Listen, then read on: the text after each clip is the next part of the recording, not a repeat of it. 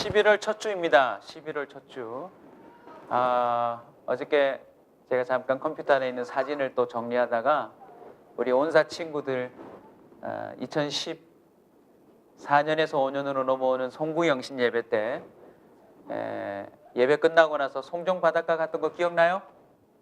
기억나요? 거기서 막 이렇게 불꽃 놀이도 하고 그랬죠? 그 동영상하고 사진이 있길래 봤더니 너무 새로운 거예요. 근데 벌써 다음 달이면 또 송구영신 예배 해야 돼. 올해는 어느 바닷가로 갈까 우리? 일광으로 갈까? 그래요. 야, 일광 사는 친구가 있거든요. 좋아요. 이번에는 일광으로 한번 가봅시다. 네, 좋아요. 대신 차비는 네가 다 내야 돼. 그래요. 일광 한번 가봅시다. 일광.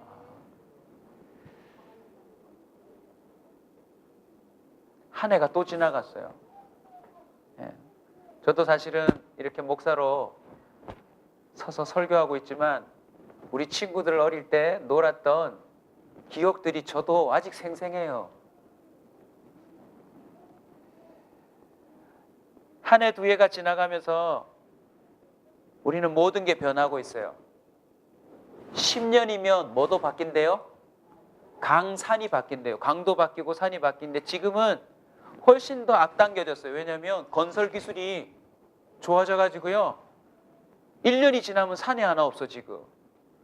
없던 건물이 하나 뚝 서 있고 그래요.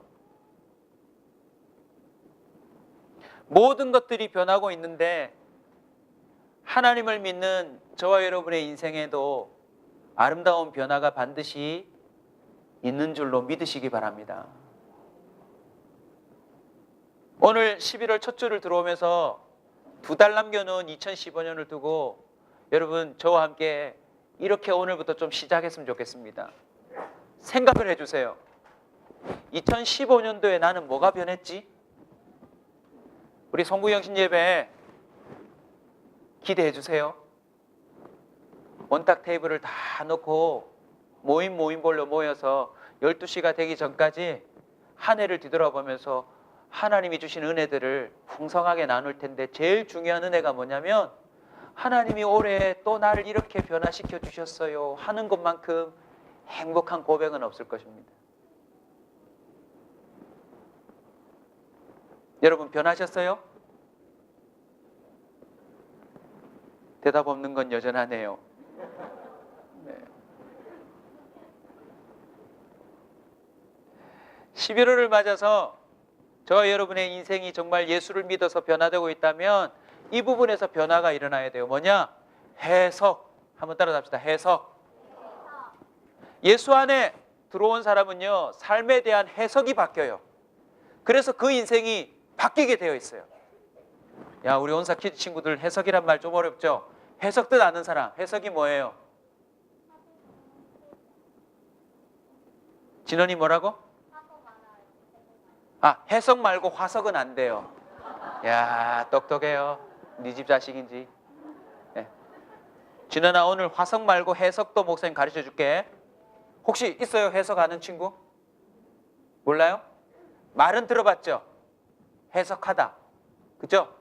해석이 뭔지, 우리 오늘 가족 예배이기 때문에 제가 좀 고민을 했는데 한번 들어보세요. 해석이 뭐냐? 사람에게는 감각이 있어요. 첫 번째 감각이 뭐예요? 보는 거.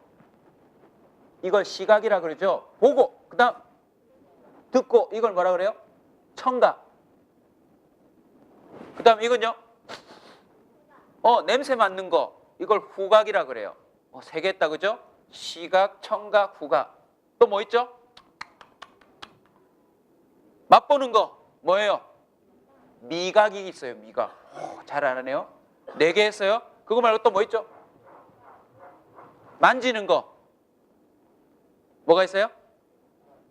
촉각을 곤두세우다 할 때 촉각이 있어요. 촉각. 그죠? 5가지 나왔네. 눈, 귀, 코, 입, 그 다음에 만져서 아는 거. 이걸 뭐감이라 그래요? 오감이라 그래요. 야, 오늘 배웠다, 그지? 근데 이 오감을 통하면 사람이 머릿속으로 또 신경을 통해서 생각하게 돼요. 근데 이 생각이 다 달라. 오감을 통해서 본인이 생각하고 이해한 것을 밖으로 표현하는 걸 뭐라 그런다? 두 글자? 해석이라는 거예요. 자, 온사 퀴즈 친구들만 한번 따라합시다. 해석이란 오감을 통해 자기가 이해한 것을 밖으로 표현하는 것. 사실 좀 긴데 밖으로라고 목사님 좀 줄였어요. 무슨 뜻이냐면 자기가 느낀 걸 어떤 사람은 글로 표현해요. 어떤 사람은 노래로 말해요. 어떤 사람은 그걸로 돌을 깎아가지고 작품을 만들어. 글이든지 노래든지 작품이든지 어떤 행동이든지 무슨 표정이든지 그게 바로 자신이 오감으로 느낀 걸 뭐 해낸 거예요? 두 글자? 해석해낸 거야. 음식을 먹고 와 맛있다라고 하는 사람이 있는가 하면 어우 맛없다라고 말한 게 뭐예요? 그게 뭐예요? 그게 해석이야, 해석. 이해됐지? 근데 보세요. 똑같은 걸 오감으로 느꼈지만 본인이 어떻게 해석하느냐에 따라서 인생이 달라져요.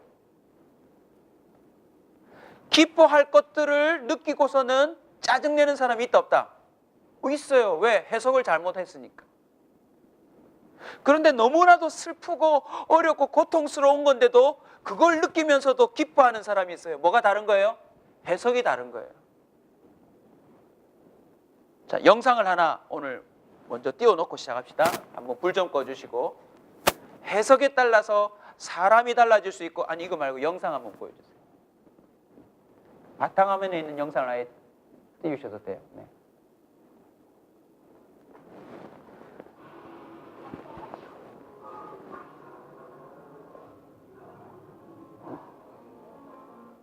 화면이 안 나오네요. 네.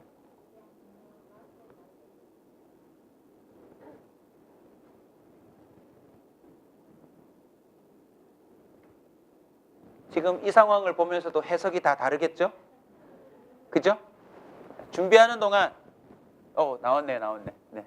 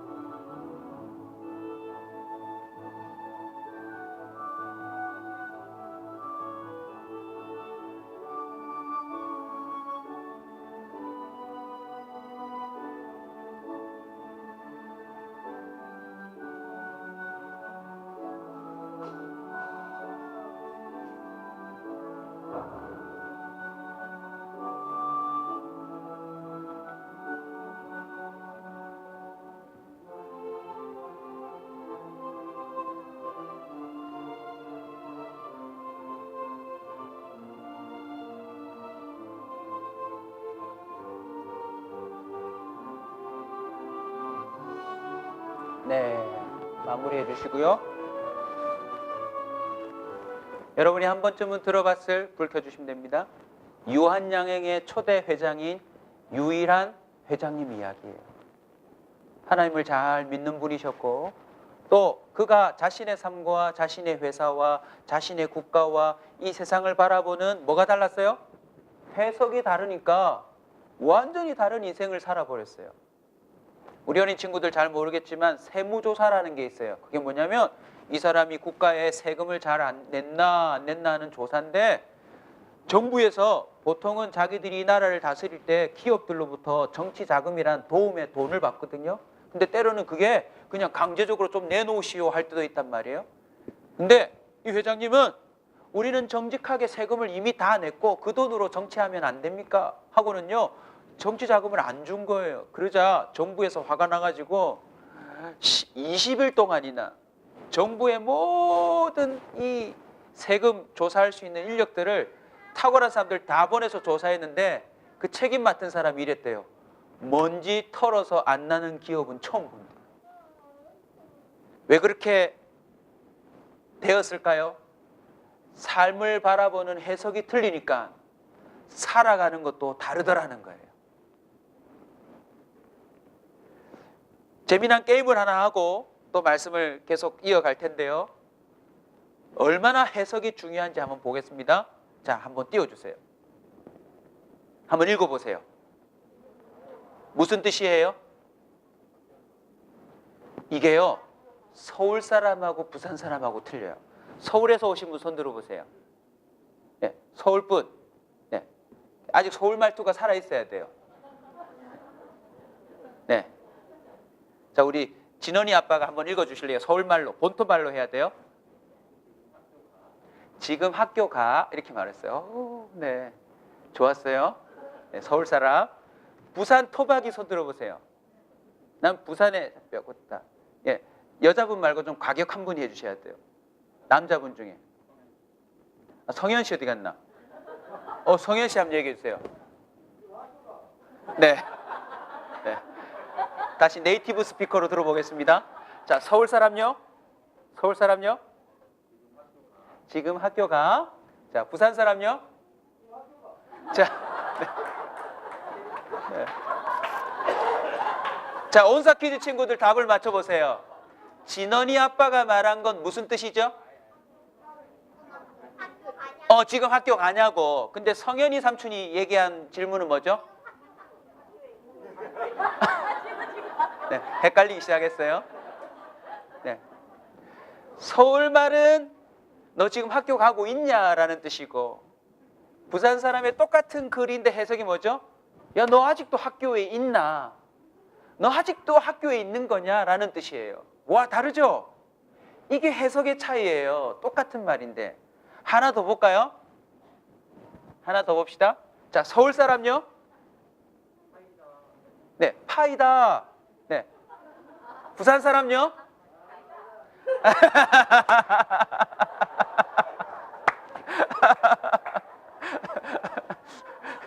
자, 한 번 더. 온사 친구들 지금 헷갈리고 있어요. 이건 좀 어렵거든요. 자, 서울 사람요? 파이다. 무슨 뜻이에요? 초코파이, 사과파이, 애플파이, 파이다. 맞죠? 부산 사람요? 좀 세게 얘기해 주세요. 파이다. 무슨 뜻이에요? 영 아니다. 안 좋다. 영 안 좋다. 영 안 좋아. 정말 안 좋다. 예.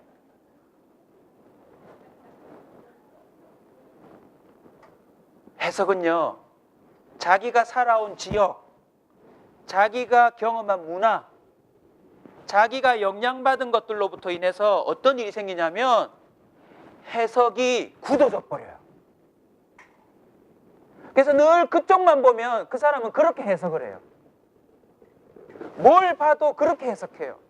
아니, 파이다 하면 초코파이도 생각나고 애플파이도 생각날 수 있잖아요. 그런데 왜 그거 아니다, 그거 아니다, 이렇게만 말하냔 말이에요. 정말 아니라서 파이다라고 말하는데 왜 그걸 초코파이라고 또 생각하냔 말이에요.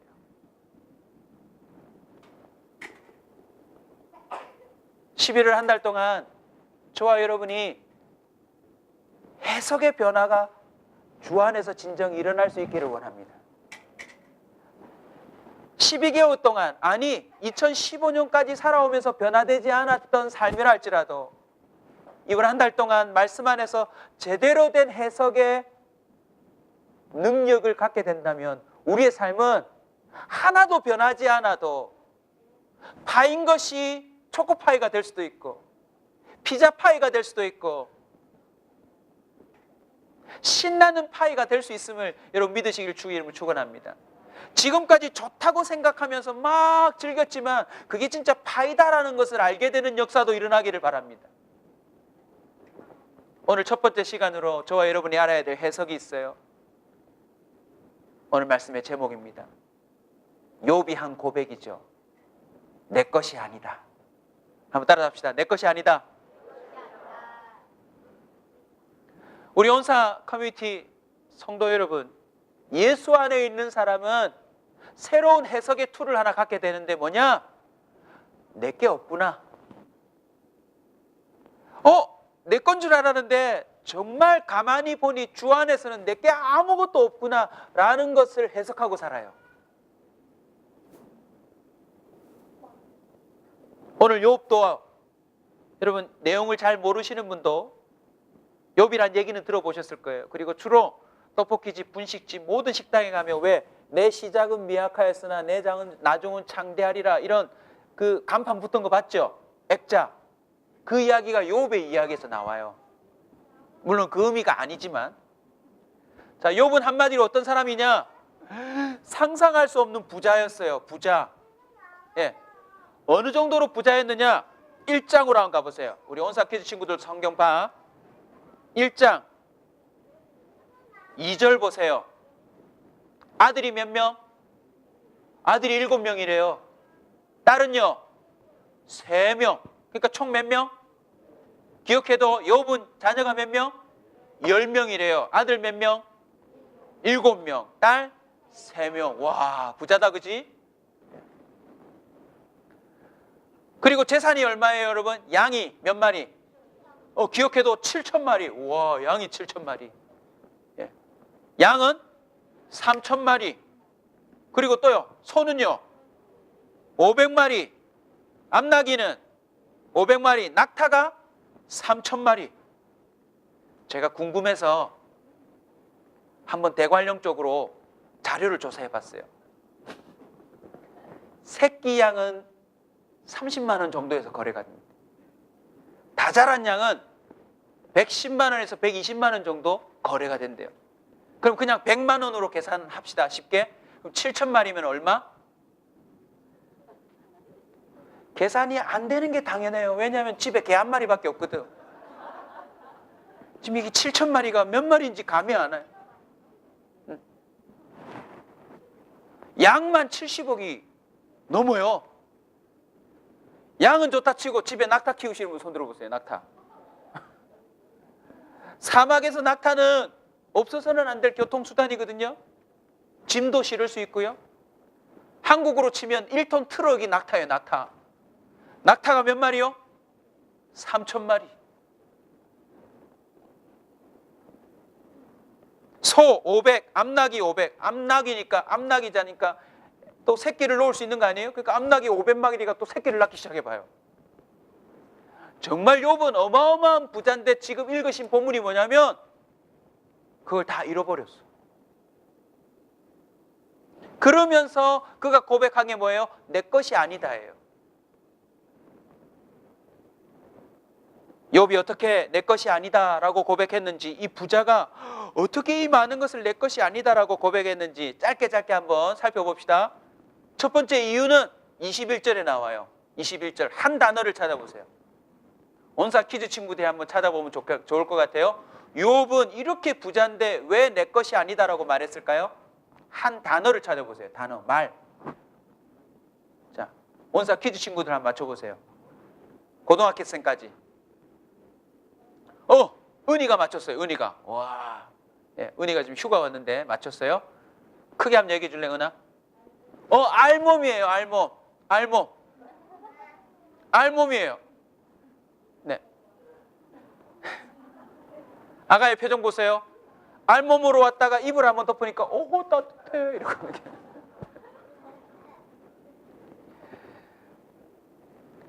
저와 여러분은 알몸으로 태어났어요. 에덴 동산 이야기로 거슬러 올라가 볼까요, 여러분? 하나님은 알몸으로 살아도 전혀 문제가 없도록 우리를 지어주셨어요. 시계를 찰 필요도 없고 안경을 낄 필요도 없고 뭔가를 걸칠 필요도 없는 너무나도 자유로운 삶을 허락해 주셨는데, 그만 소유하고 싶은 마음에 선악과를 손대고 말았어요. 그 선악과를 내 것으로 만들려는 그 순간부터 알몸이 부끄럽기 시작했어요. 보세요, 여러분. 선악과를 따먹은 다음에 비록 죄를 지었지만 상처를 입은 거예요? 아니면 뭔가를 해야 될 일이 벌어진 거예요? 아무것도 없어요. 뭐만 들어왔어요? 죄가 마음에 들어오면서 죄에 따르는 마음이 들어왔을 뿐이에요. 어떤 마음이에요? 무슨 마음? 부끄러운 마음. 그걸 좀 어려운 말로 수치심이라 그래요. 그러니까 갑자기 보세요. 아무것도 걸치지 않아도 알몸으로 살아도 문제가 없는데 나뭇잎을 따다가 뭐 하기 시작했어요? 가리기 시작했어요. 여기서부터 발전한 게 오늘 우리가 입고 있는 옷이고 우리가 살고 있는 집이고 우리가 갖추고 있는 모든 것들이에요.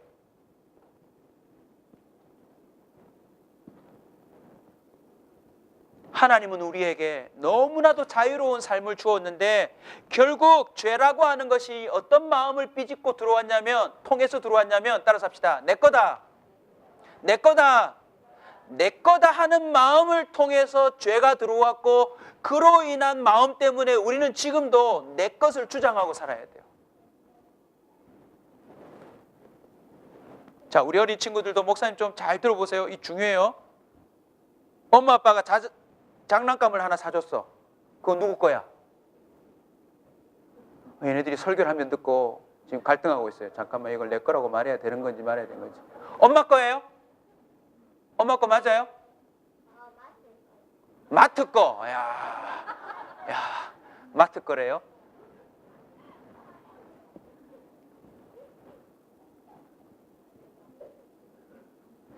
이 친구 봅시다. 이 친구. 오, 이러고 있는 이 친구 한번 봅시다.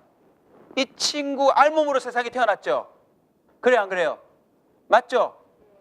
근데 이 친구가 엄마 뱃속에서부터 나올 때 장난감 들고 나왔어요? 잠깐만, 밖에 사는 게 힘드니까 잠깐만 준비해서 나가야 되겠다 하고는 기저귀 한 가방 들고 나왔어요? 먹고 살아야 되니까 분유 1단계, 2단계, 3단계 챙겨왔어요? 세상 나가면 심심할 테니까 게임기 하나 들고 나갈까? 그랬어요? 이 친구는 지금 여전히 알몸이에요. 부모가 알아서 필요하면 덮어주고 해준단 말이에요. 그런데 안타깝게도 이 알몸으로 온 아이에게 부모들도 어떤 일을 하냐면 자꾸 엉뚱한 걸 갖다 붙여요. 양말도 그냥 1,000원짜리 하나 시키면 되는데 뭘 시켜요? 좀 더 비싼 거. 유모차도 그냥 잘 굴러만 가면 되는데 몇백만 원짜리 유모차를 애에게 태워줘요. 100일 되니까 손에 뭐 끼워줘요? 금반지 끼워줘요. 애가 알아요, 몰라요? 애가 금반지 딱 끼면 금이다 이래요? 알아요, 몰라요? 모르는데도 엄마들이 자꾸 100일에 금반지를 끼워. 그리고 돌이 되면 어떻게 하죠? 돌잡이란 걸 하면서 애는 아무것도 모르는데 이래 말해요. 너 돈 잡을래? 마이크 잡을래? 마우스 잡을래? 연필 잡을래? 그냥 이 아이는 벌거벗고 뛰어댕기고 즐겁게 살고 밥 먹고 와 신난다 살면 되는데 너 앞으로 뭐 가질래? 부모들이 강요해요. 그런 삶 속에서 아이들마저도 결국 내 거다라고 하는 의식이 들어와요. 여러분, 내 거다라고 하는 건 소유욕입니다. 이게 얼마나 무서운 것인지 한번 여러분 가슴속에 생각해 보세요. 내 거다 하는 순간 뭐 해야 돼요? 지켜야 돼요. 그러니까 결국 내 거다 하는 순간 내 거 밖에 있는 모든 사람들은 뭐가 되는 거예요? 내 것을 빼앗아갈 수 있는 미래의 경쟁자이자 원수가 될 수도 있어요.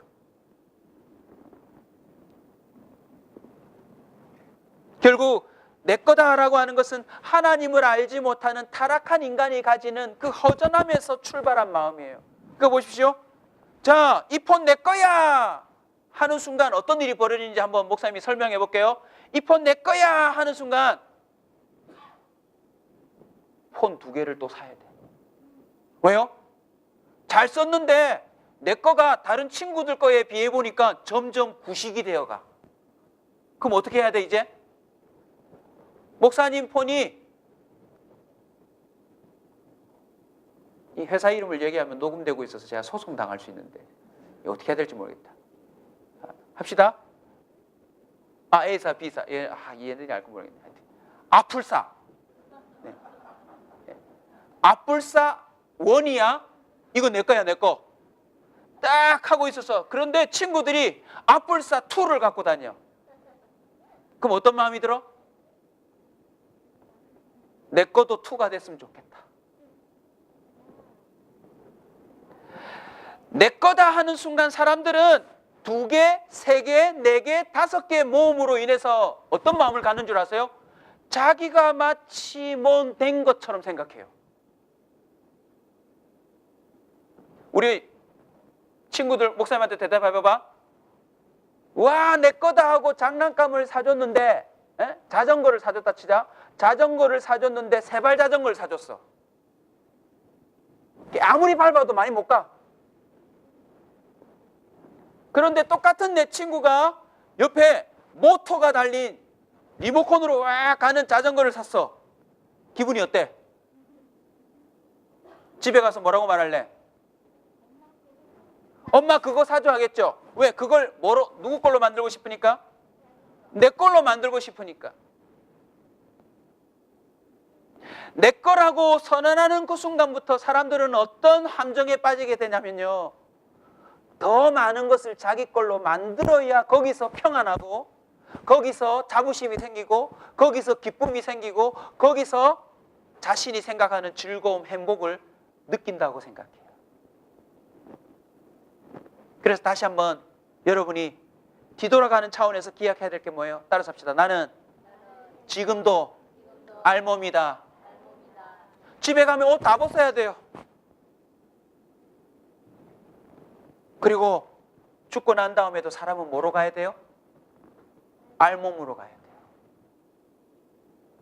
장례식장에 이삿짐 아저씨 같이 가는 거 봤어요? 아무리 세상에서 많은 걸 소유한 사람도 그냥 그 조그만 이렇게 너무나도 깝깝해 보이는 관 안에 싹 들어가서 그냥 그렇게 있다가 불에 타서 없어져 버려야 돼요. 오늘부터 기억하세요. 나는 알몸이다. 고로 여전히 아무것도 어떤 것도 갖다 붙여도 자석처럼 내 몸에 붙지 않는다는 걸 기억해야 돼요. 내 거 아니에요. 내 거 아니에요. 이거. 욥이 또다시 경험한 게 무엇인 줄 아십니까? 사라짐을 통해서 내 것이 아니다라는 걸 깨달았어요. 자, 다음 장면 한번 보여주실래요? 저게 뭐죠, 여러분? 토네이도예요. 토네이도. 요즘 지구 곳곳에서 저 회오리 바람이 자주 일어나는데 미국에서만 일어나는 줄 아는데 아시아에서도 일어나고요. 곳곳에서 일어나요. 저것뿐만 아니라 태풍이라고 하는 무서운 그 자연현상도 점점 커지고 있어요. 얼마 전에 일본을 휩쓴 쓰나미도 보셨죠? 와, 사람이 상상할 수 없는 힘이 있는데 그게 한번 쑥 지나가면 어떻게 돼요? 오늘 성경에도 이렇게 돼 있어요. 하루는 우리가 가지고 있는 모든 것은 얼마 만에? 하루 만에 다 사라질 수 있어요. 욥은 자신이 갖고 있는 그 헤아릴 수 없는 짐승과 자기가 애지중지 청년까지 키워놓은 아들 7과 딸 3명과 종들과 수많은 재산이 하루아침에 사라지는 걸 경험해 봤어요. 그걸 통해서 뭘 깨달았다? 내 것이 아니더라. 내 것이다 하는 순간 그것에 집착해야 합니다. 자, 예를 한번 들어볼까요? 여러분이 어제 저녁에 여러분이 살 수 없는 차를 한 대 샀어요. 어마어마하게 비싼 차를 한 대 샀어요. 그리고는 주일날 제일 먼저 타고 가서 하나님께 영광 돌리고 목사님한테 기도받고 해야지 하고 오늘 아침에 타고 왔어요. 근데 오늘 주차할 자리가 없어가지고 저 길가에 세워놨다. 예배가 될까요, 안 될까요?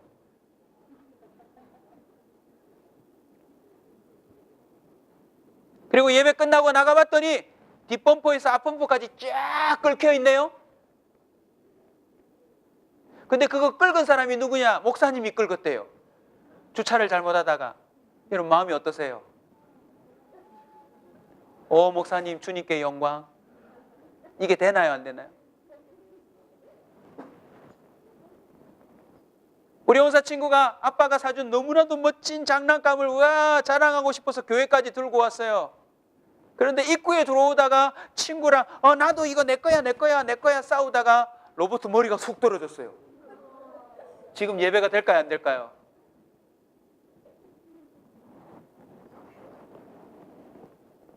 사라지기 전에 내 것이 아니라는 걸 선언하고 사셔야 사라짐 때문에 생겨나는 고통과 어려움을 덜 당할 수 있어요. 여러분 내 것이라고 생각하는 그 순간부터 그 사람의 삶에 스트레스가 많아진다는 사실을 기억해야 합니다. 아멘? 이렇게 되거나 저렇게 되거나 내 거 아닙니다 이러고 살아야 돼요. 그거 내 거 아닙니다. 내가 잠시 갖고 있을 뿐 그거 내 거 아닙니다.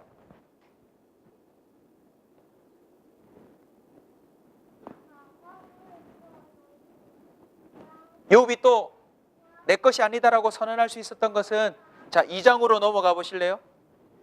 눈으로만 쭉 한번 보세요. 제가 시간이 없어서 설명을 빨리 해드릴게요. 사실은 알고 봤더니 욥의 이 모든 것이 사라지는 데는 하나님과 사탄의 대화가 있었어요. 2장 가서는 어떻게 하느냐? 사단이 이렇게 말하네요. 하나님 다 물건 가져가 봤지만 이제는 저 사람 몸을 치십시오. 몸을 쳐보면 저 사람이 진짜 하나님 믿는 건지 아니면 소유를 믿는 건지 알게 될 겁니다. 그리고는 이제 드디어 뭘 건드려요? 욥의 몸을 건드리기 시작했어요. 말로 표현할 수 없는 고통이 따르는 질병이 임했어요. 자 1장으로 다시 넘어오셔서 11절 여러분이 한번 읽어주실래요? 시작.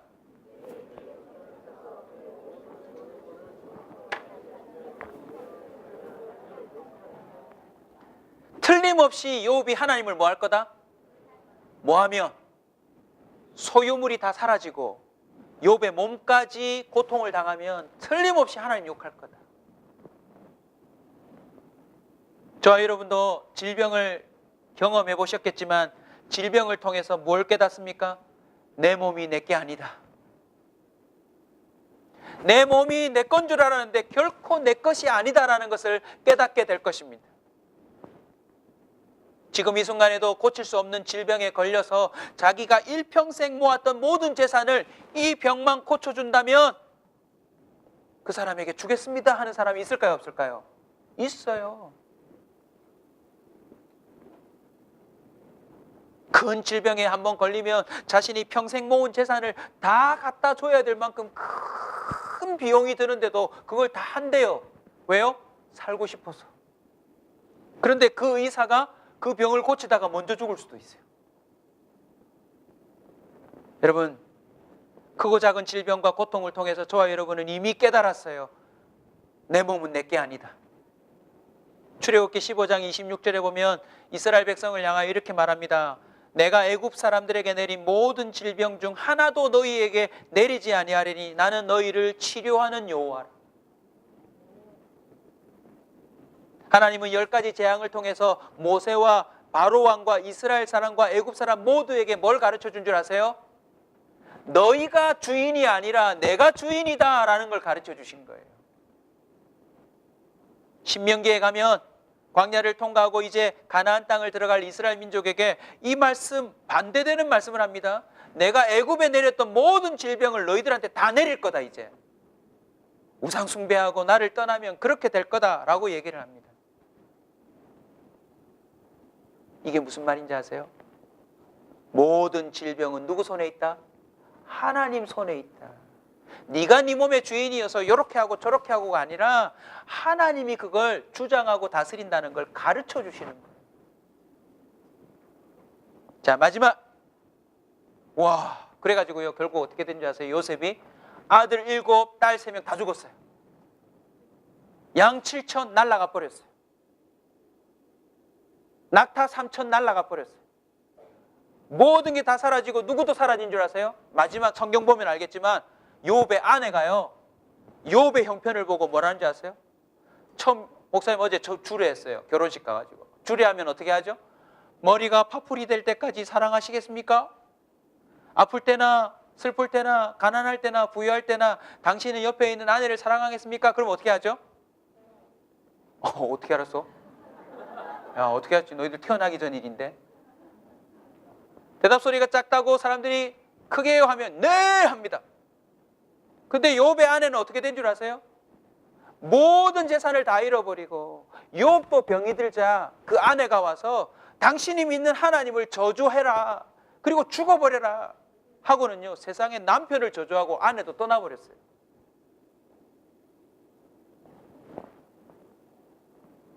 욥은 모든 걸 다 잃었어요. 야, 여기서 끝났으면 좋겠는데 욥기 중간중간에 뭐가 나오냐면 친하다고 생각하는 친구 3명이 와가지고요, 별의별 말을 다, 그나마 남아있는 마음까지 다 뒤집어 엎었어요. 네가 무슨 죄를 지었길래 이런 일이 벌어지느냐. 혹시라도 생각해봐라. 네가 잘못해서 이런 거다. 위로는 못해줄지언정요, 잃어버린 모든 사람들에게 책망하고 지적하고 그 사람을 공격하는 거예요. 근데 결론이 뭔지 아세요? 욥이 다 이겨냈어요. 물론 하나님이 도우신 거지만 다 이겨내고 어떻게 될게요? 야, 궁금하지 않아요? 우리 어린 친구들 같이 가봅시다. 욥기 마지막 장 가봐요. 욥기 42장으로 가봅시다.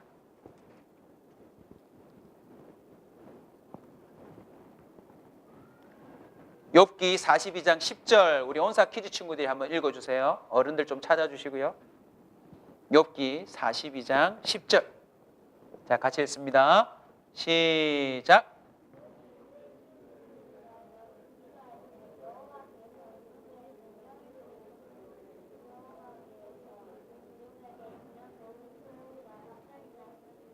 아멘. 자, 정리합시다 이제. 자, 저를 한번 보실래요? 욥은 어느 누구보다도 어마어마한 소유를 갖고 살았는데 희상하게 그의 입술에는 내 것이 아닙니다 라고 고백을 했어요.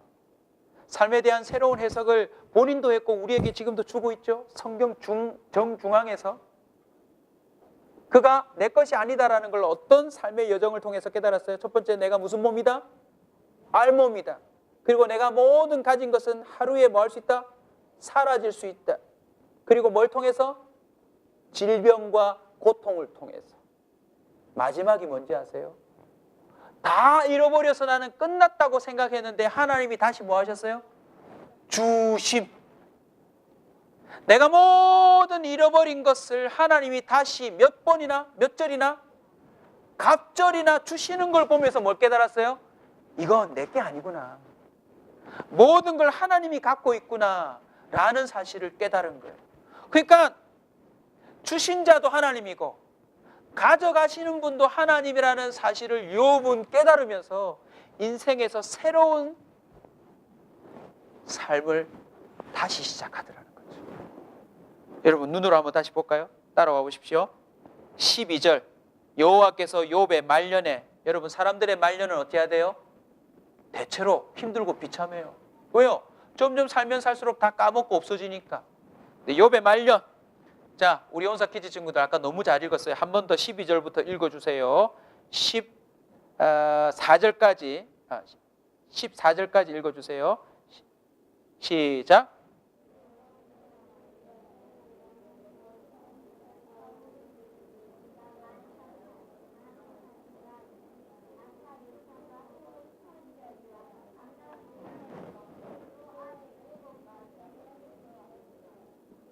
(15절) 읽어주세요. 이름 어려우니까. 모든 땅에서 욥의 딸들처럼 뭐한 여자가 없어요?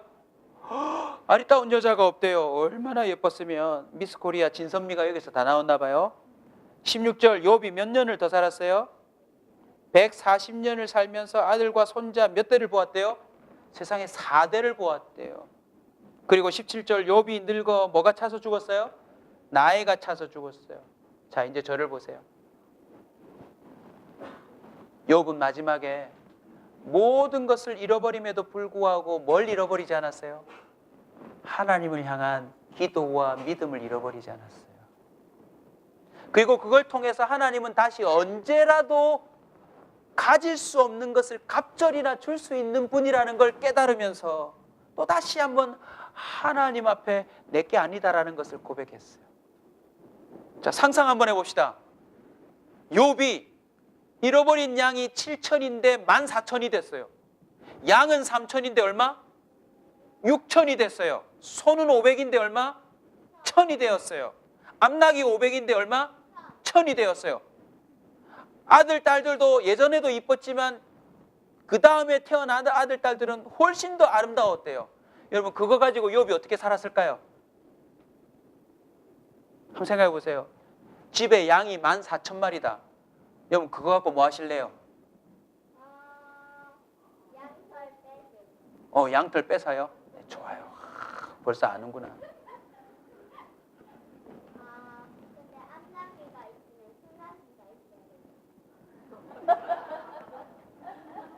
네가 벌써 그런 관계까지 알고 있구나.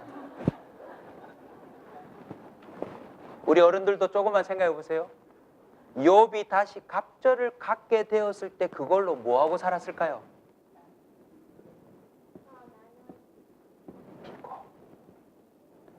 나한테는 양이 14,000마리 있을 필요가 없어요. 그건 언제라도 하나님이 다시 가져가실 수 있고, 하루아침에 강도가 가져갈 수도 있고, 아름다운 아들, 딸이지만 그 아들, 딸도 언젠가는 또 사라질 수도 있고.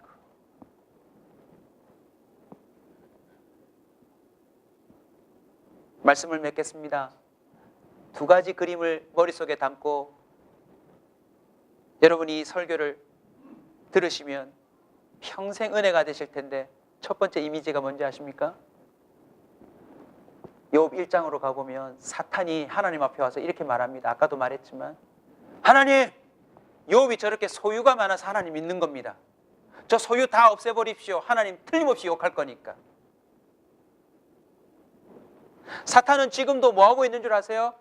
사람들이 소유에 초점 맞춰 살도록 계속 장난질하고 있어요. 알몸으로 살아도 아무 문제가 없는데, 헤이, 저거 필요하지 않아. 저거 가져야 돼. 선악과 저거 먹으면 너 뭐처럼 될 수 있어? 하나님처럼 된대.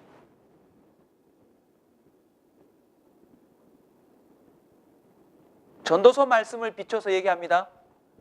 사실 어린 친구들 세상 살아갈 만큼만 지식 있으면 되지 공부 너무 많이 안 해도 돼요. 이럴 때 아멘 빨리 해야 돼.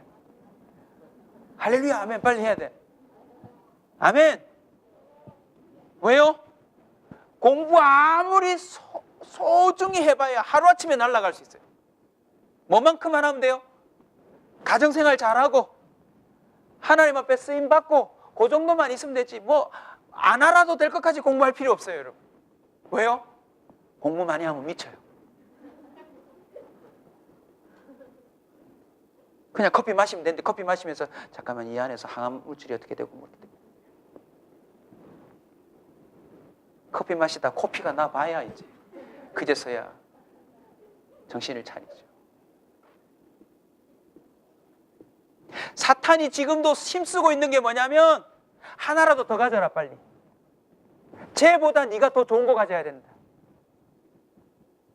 그리고 그걸로 안정감을 느끼게 만들고 하나님이 전능하심에도 불구하고 하나님이 알몸으로 나와 있는 그 모든 인생을 다 살피고 구원함에도 불구하고 여전히 우리가 더 많은 것을 소유해야 평안하다, 행복하다, 즐겁다, 기쁘다 느낀다라고 자꾸 유혹하고 있어요. 그래서 내 거다, 내 거다, 내 거다, 내 거다.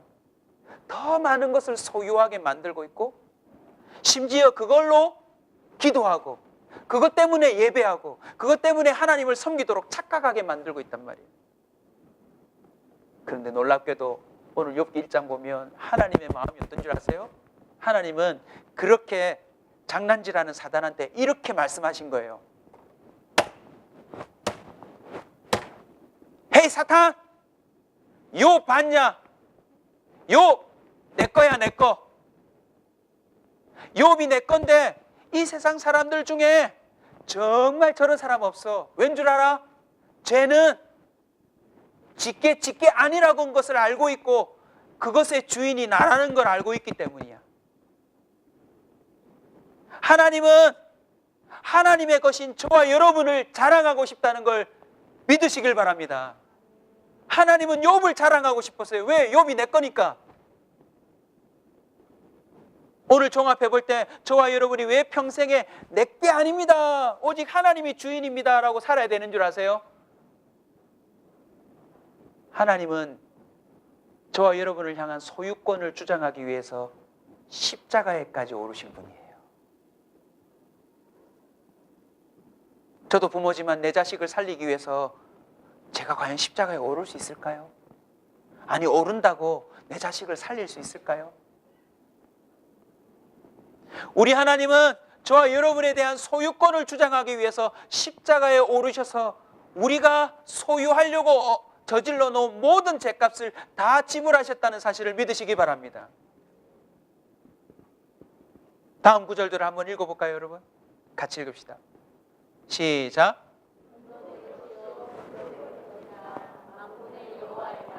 이것도 조금만 생각해 보세요. 결국 우리가 금반 작은 거 내 거다 뭐 보증서도 들고 있고 이랬지만 이건 결국 하나님이 땅 밑에 심어놓은 하나님 거 아니에요? 근데 사람들이 그거 가져와 놓고서는 자기 거래요. 그리고 이거 갖고 싶으면 돈 내내래요. 다 우리끼리 사실은요, 하나님 안에서 엉뚱한 생각하고 살아가는 거예요. 하나님은 분명히 선언했어요. 금도 내 거, 은도 내 거라고. 그래서 우리가 갖고 있는 알몸으로 온 우리는 모든 것이 하나님의 것임을 선언하고 살아야 돼요. 자, 우리는 이렇게 살면 돼요. 또 다음 구절 읽읍시다. 시작.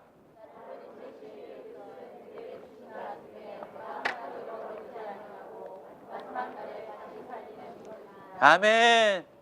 저와 여러분에게도 질병이 있고 저와 여러분에게도 여전히 욕심도 있고 하지만 지금까지 살아온 삶을 유심히 보세요. 이상하게 내 것 주장할 때마다 사라지지 않던가요? 이상하게 교만하고자 할 때 몸이 아프지 않던가요? 이상하게 내 거다라고 뭔가 싸우려고 할 때 하나님이 바짝 엎드리도록 만들지 않던가요? 그게 무슨 뜻인 줄 아세요? 너 내 거야 라는 거예요.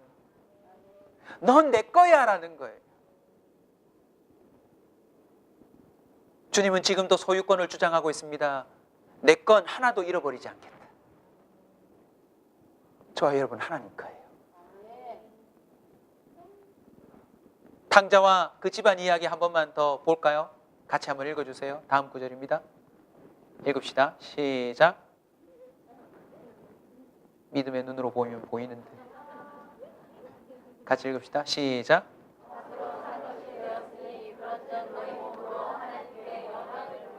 아멘. 오늘부터 저와 여러분은 내게 있는 모든 것으로 하나님께 영광 돌리며 살면 됩니다. 왜요? 그 하나님 거니까. 우리는 결국 알몸으로 돌아가서 하나님 앞에 서게 될 것입니다. 그리고 혹시라도 목사님 저는 뭐가 없는데요? 하나님이요, 하나님을 주인으로 모시고 살아가는 자에게는 필요한 모든 걸 공급하실 겁니다. 한번 궁금해 보세요. 왜 하나님은 욥에게 양 14,000마리를 또 줬을까? 7,000마리만 다시 회복해줘도 좋을 텐데 왜 갑절로 줬을까?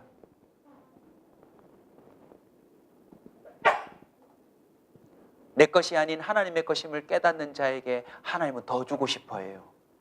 왜요? 그 사람은 주님의 것으로 그걸 쓸 테니까.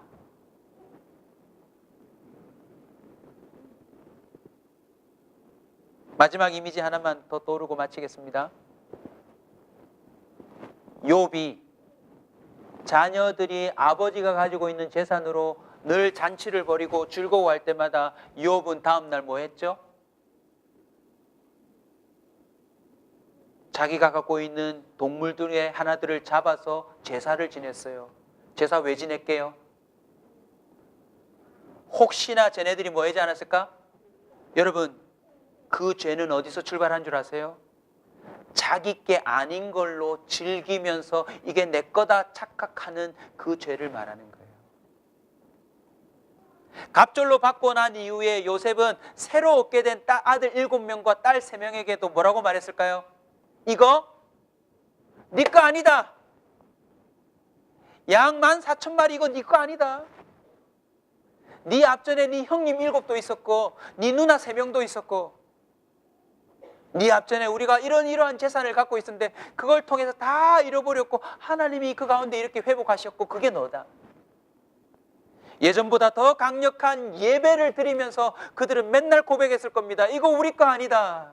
이거 우리 거 아니다. 이거 우리 거 아니다. 우리 거 아니니까 이거 갖고 네가 함부로 쾌락을 즐기고 이거 갖고 함부로 네가 자랑하고 뽐내고 네가 부자임네, 네가 잘났네, 다른 사람보다 좀 낫다라고 자랑하려고 착각하지 마라. 오히려 필요하다면 이걸로 하나님께 영광 돌리며 살아라. 꼭 하나님께 영광 돌리며 살아라. 네가 필요한 건 하나님이 언제라도 주실 수 있단다. 자, 탕자 집안 이야기입니다. 막내는 자기가 자기 소유를 갖고 살아보겠다고 나갔지만 그 소유는 금세 없어집니다. 그런데 아버지께로 돌아오니까 갑자기 무슨 일이 생겨요? 아버지께 다 내게 되는 거예요. 그런데 아버지 집에서 열심히 살았던 또 장남이 뭐예요? 기분 나쁜 거예요. 왜? 아니 저런 녀석한테는 저렇게 대우하고 집에서 열심히 살았던 나한테는 더 뭐 줘야 된다? 더 줘야 되는 거 아니야? 하는 내 것이 그때 아버지가 이 말을 한 거예요. 자, 다 같이 마지막으로 읽읍시다. 시작.